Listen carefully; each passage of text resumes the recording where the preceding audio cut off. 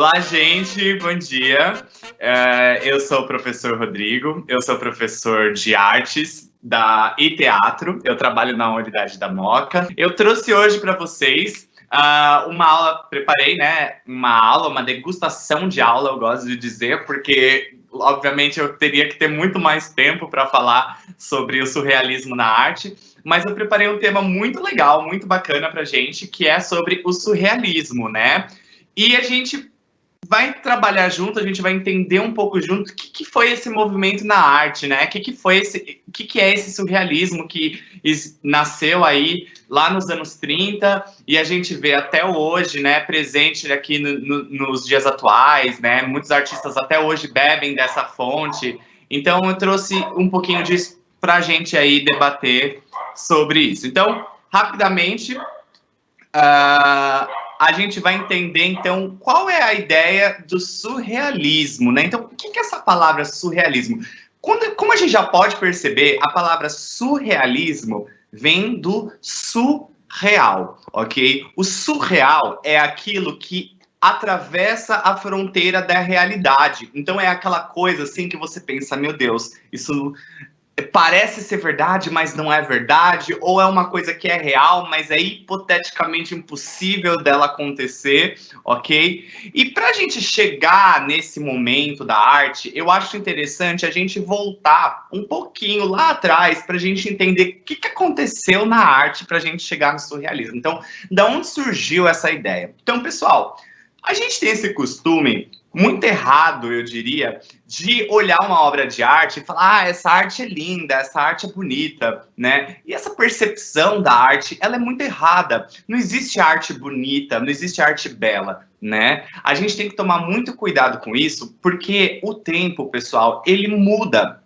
Como assim, né? Eu vou explicar para vocês. Então, por exemplo, se a gente pensar na primeira forma de arte que existe, a gente vai ter que voltar lá na pré-história, quando o homem ia lá, fazia, né, o grafitezinho nas cavernas, ele fazia o desenho aí com tinta de frutas, né, mistura com pedras, que ele escrevia na parede, né, usava signos, então colocava lá o boi, às vezes ele caçando. Eu não posso olhar para essa arte e falar, isso aqui não é nada. Leonardo da Vinci fazia muito melhor. Olha a Mona Lisa, né? Perfeita, toda lá na teoria de Fibonacci, tudo perfeitinho. Não, gente, a gente tem que respeitar o ar dos tempos. A arte, ela trabalha muito com isso.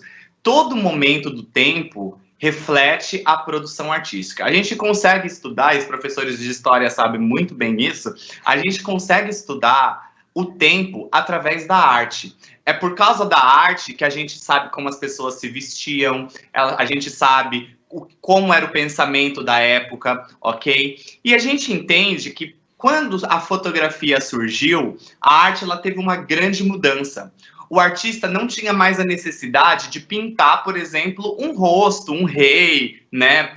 Figuras bonitas, aquelas obras de arte que você fala e pensa, meu Deus do céu, esse cara deve ter ficado aí 2 anos olhando para esse, fazendo detalhe de bochecha, fazendo detalhe do olho. Quando a fotografia é criada, ele olha e fala assim, peraí, eu não preciso mais perder 2 anos da minha vida fazendo um rosto, se só eu apertar um botão, já sai a imagem da pessoa. Então, o homem, ele começa a trazer a arte para um outro campo. É o campo que a gente chama da indagação.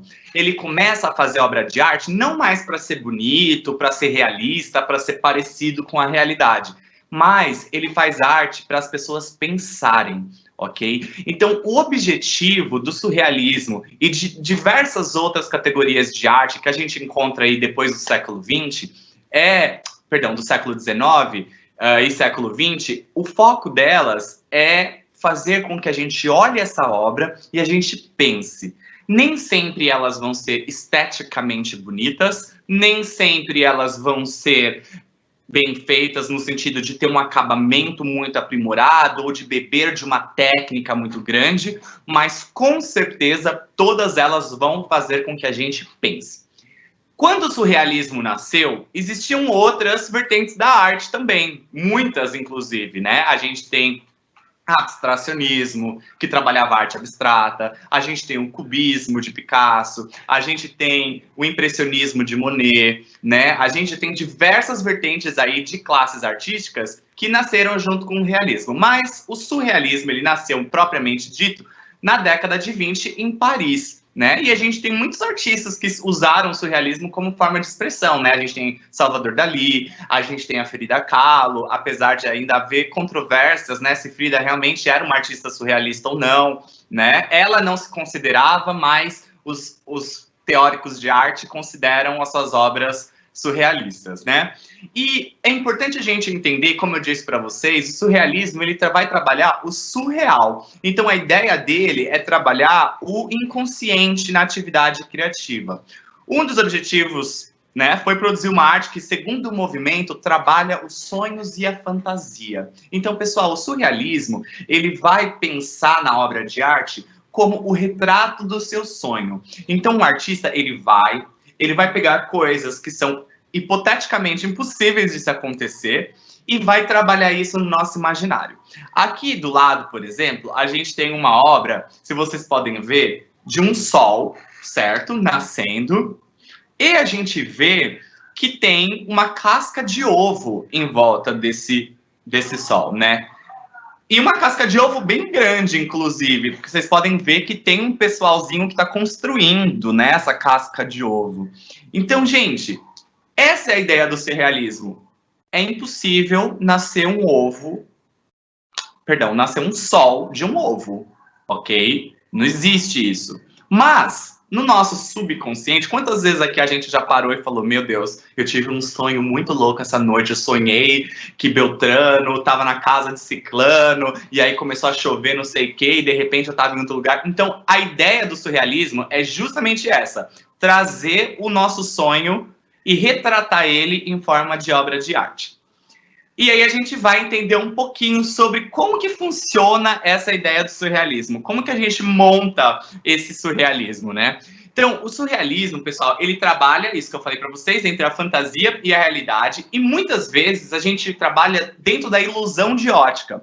E a ilusão de ótica é quando o nosso olho, ele tem a capacidade de entender, né, dois objetos em um único ponto de vista. Então, pessoal, vamos pegar essa obra aqui e observar ela. Se vocês pegarem ela lá do fundo, vocês vão ver aí que tem diversas colunas, né? Essa coluna ela vai crescendo, crescendo, e ela vai fazendo um reflexo da nuvem. De repente, essa nuvem ela tá virando uma caravela, né? Então, olha que interessante. O surrealismo, ele é muito disso também. É muito sobre a ilusão de ótica. É sobre aquilo que tem dois significados. Ele trabalha bastante isso. Ele entra dentro dessa questão de ótica. A gente vai ver aqui mais algumas obras. Deixa eu colocar aqui, perdão. Essa aqui. Pessoal, a primeiro instante, você olha uma obra dessa, a primeira coisa que você vai ver aqui dentro são duas mulheres segurando um guarda-chuva. Mas se você der um passinho para trás, afastar um pouco o rosto, eu falo assim, dá uma apertadinha no olho. Não vê assim, se você der uma apertadinha no olho, você está vendo a figura de um homem barbudo. Não sei se vocês estão conseguindo ver, mas se não estiver conseguindo, dá mais um passinho para trás e aperta o olho um pouco. Quando você apertar o olho assim, você consegue identificar. Então a gente tem essas duas imagens. A gente tem as moças segurando o guarda-chuva, e vocês percebem que tá ventando, né? O guarda-chuva tá até meio do avesso aí. E a gente tem também essa figura desse homem retratado. Então, isso é uma vertente do surrealismo que a gente chama de surrealismo óptico, ok? Que é uma vertente da pintura em que os artistas estavam trabalhando o duplo significado. Olha aqui mais uma vez. Olha outra obra aqui. A gente vê lá de trás, né? Então tem aí um caminho feito de ladrilho, né? E esse ladrilho, pessoal, na verdade, conforme ele vai crescendo, ele vai virando uma casa, né? Ele vai virando uma cidade, né? Então você vê que existe essa relação de sair de uma realidade e entrar para outra realidade. A gente sabe, pessoal, que isso, em termos realistas, né? Em termos da nossa realidade, é impossível de acontecer. Mas a ilusão de ótica, ela trabalha com esse duplo significado. É por isso que a gente, dentro da arte, tem sempre que ter um duplo olhar em tudo aquilo que a gente assiste. Olha essas duas aqui. Então, essa aqui, a gente tem o início de uma cachoeira. É o Ed. Eu posso fazer uma interferência rapidinha? Por favor. Existe um matemático, MC Escher, que faz pinturas desse estilo, que são gravuras desse jeito também, totalmente surrealista. Então a arte também está ligada, inclusive, com a matemática, que a gente começou lá no começo desse Vereda Day. Sim, não, com certeza, 100%. Tanto que durante a arte, né, principalmente no período do Renascimento, todas as obras de arte eram feitas em cima da matemática, né? Então, a Fibonacci, por exemplo, foi a inspiração aí do século XV para todos os artistas. Não existia um artista que não era do século XV que não fazia uma obra de arte inspirada em Fibonacci, né? Na teoria de Fibonacci. Então, assim, com certeza, a matemática e a arte, elas andam juntas sempre, sempre, sempre, sempre. Até mesmo nos dias atuais, a gente pensa, né, na arte contemporânea e nessa desconstrução de forma, até hoje a matemática está inclusa nelas também.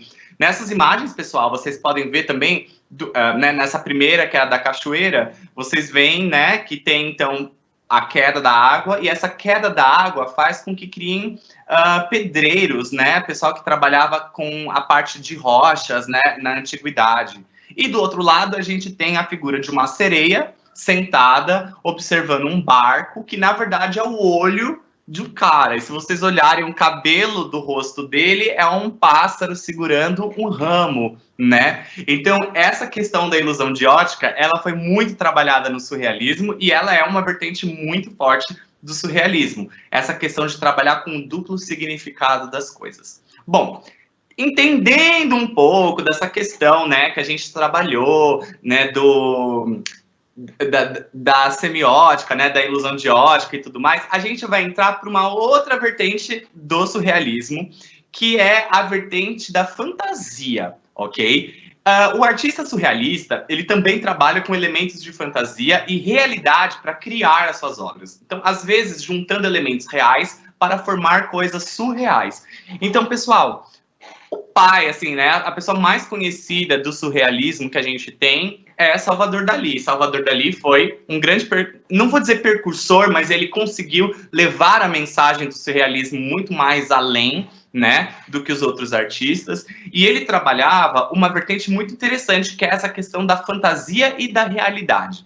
Vamos pegar aqui o elefante de Dalí, ok? Que é essa figura. Pessoal, o elefante de Dalí é um elefante comum da pata para cima, né? Da perna para cima. Da perna para baixo, você vê que ele vai ganhar, a gente chama de perninha de mosquito, né? A gente entende, e ele fala mesmo, Salvador Dalí diz que ele quis fazer um contraste entre o peso do elefante com a delicadeza da perna de um mosquito, de um pernilongo. Então, você imagina você colocar... É totalmente oposto, né? Se você pensar o peso de um elefante, que é o mamífero terrestre mais pesado do mundo, e colocar a patinha, ou a perninha de um pernilongo, que é, não sei nem peso de um pernilongo, mas eu imagino que não deva ser nada, já que a gente mata na chinelada, né? Então, você imagina que tem toda essa relação.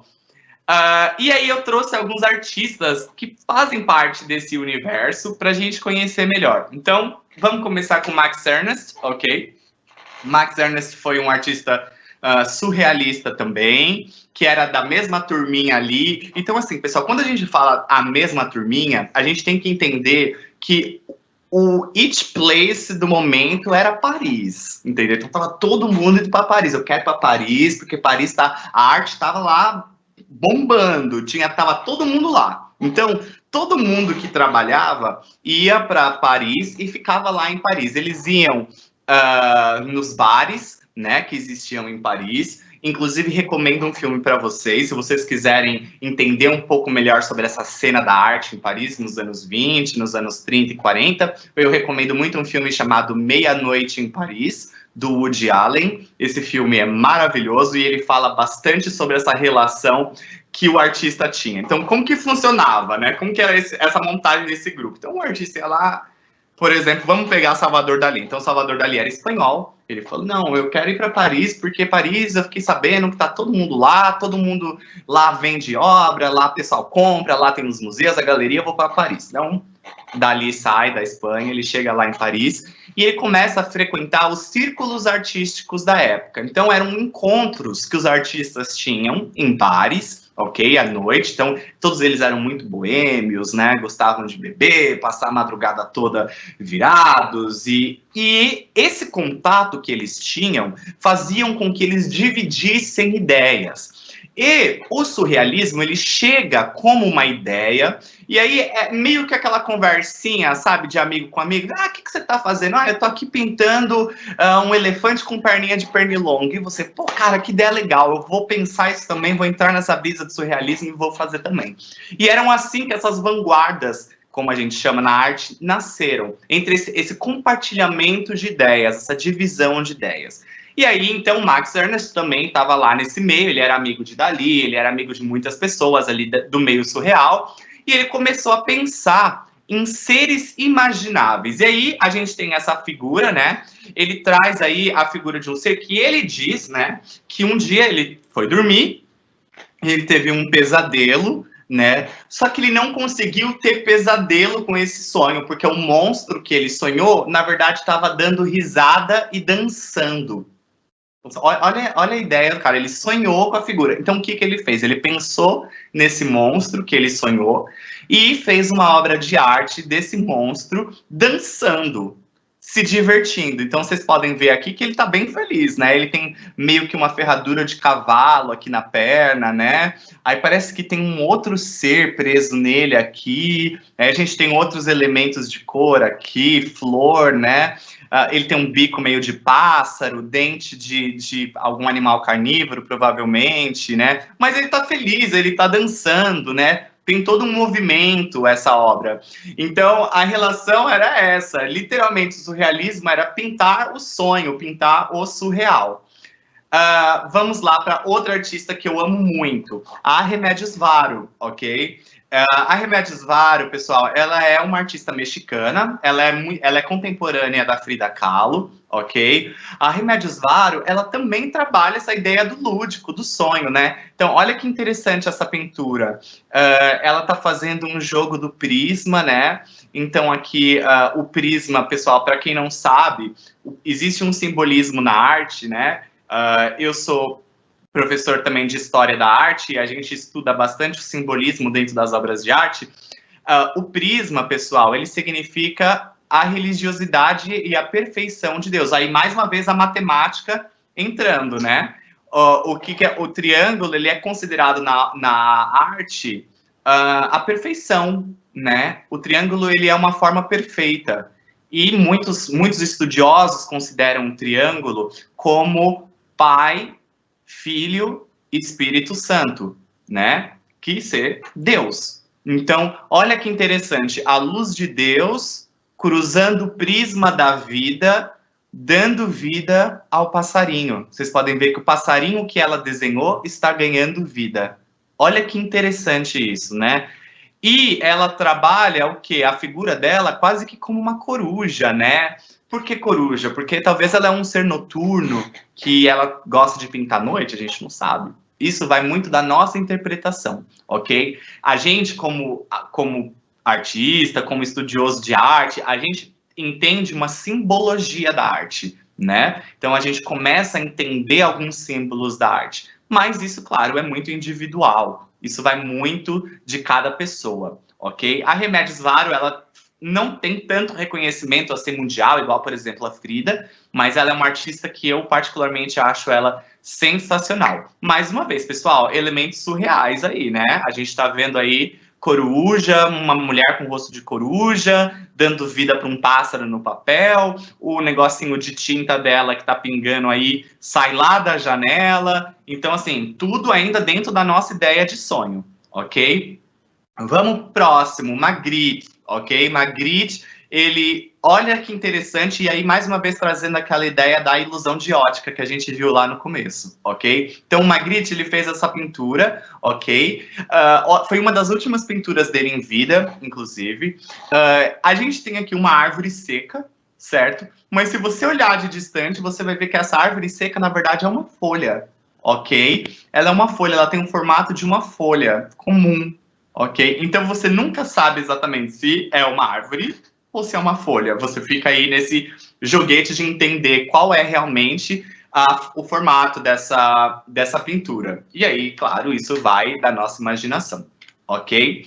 Então, a gente chega aí na Frida Kahlo, né? A Frida Kahlo, ela é muito famosa. Acho que aqui no Brasil ela talvez seja um dos maiores referenciais de surrealismo. Acredito que até mais que o Salvador Dalí, né? Ela está inclusa muito dentro da cultura popular do Brasil, da América Latina em geral, não só do Brasil. Eu já tive a oportunidade de viajar a alguns países da América Latina e todos os países que eu visitei, todos eles, a Frida Kahlo é muito referenciada, principalmente por essa questão da cultura latina, né? Ela tem muito orgulho dos ancestrais latinos e ela traz isso muito vivo nas obras dela. Então, a Frida Kahlo, ela foi essa mulher, né, revolucionária aí para a arte. Foi uma mulher que sofreu a vida inteira, né? Ela, de criança, assim, quando ela tinha mais ou menos 12 anos, ela sofreu um acidente gravíssimo em que ela quebrou quase que todos os ossos do corpo. Ela ficou 3 anos em um hospital. Enfim, foi muito, muito, muito louco, assim, toda a história de vida dela. Né, ela sofreu muito, teve problema com o marido, e as obras de arte dela falam muito sobre isso. Por isso que há controvérsias, né? Muita gente fala que a Frida não é surreal porque ela pinta a realidade que ela vive. Porém, as pinturas que ela faz são surreais, uma vez que a gente olha tudo isso aqui e a gente sabe que isso trabalha muito nosso imaginário, nosso lúdico, né? Então, vocês podem ver aqui, por exemplo, aqui a gente tem o Sol, a Lua, certo?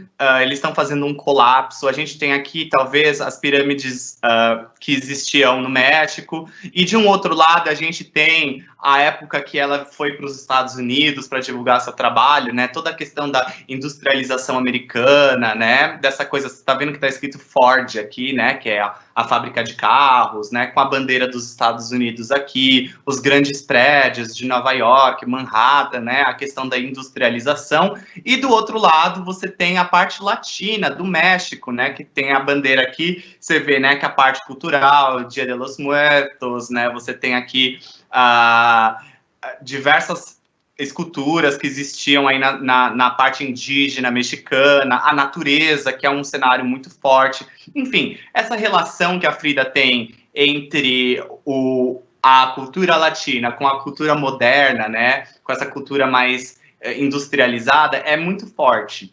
E, enfim, a história dela em si é muito dramática, ela acabou morrendo aí muito cedo por conta de alcoolismo, ela tinha problema com alcoolismo, tabagismo, de o osso tudo quebrado, seu corpo, o osso não aguentava o corpo dela, ela perdeu um pé, enfim, gente, a mulher sofreu a vida inteira, tanto que a gente faz uma piada que o nome dela é Sofrida, porque a bichinha, ela sofreu, meu Deus do céu, a vida inteira foi sofrimento para ela, ok?